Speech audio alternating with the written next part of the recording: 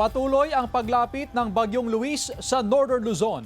Sa latest bulletin ng Pag-asa, namata ng sentro ng bagyo sa coastal waters ng Palanan, Isabela. Kumikilos ito pahilaga-hilagang kanluran sa bilis na 15 kilometers per hour.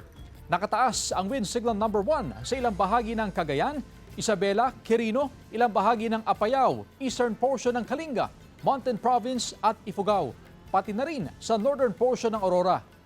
Ayon sa Pag-asa, anumang oras ngayon o ngayong gabi o bukas sa madaling araw, posible itong tumama sa Northern Luzon, maaaring sa pagitan ng Cagayan at Isabela.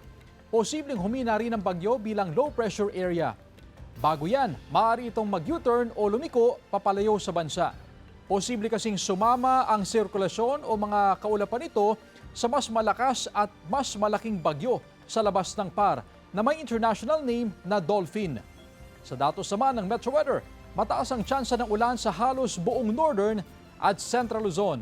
Malalakas ang ulan lalo na sa Pangasinan, Isabela, Benguet, La Union, Tarlac at Nueva Ecija. Posible ang ulan sa iba pang bahagi ng bansa.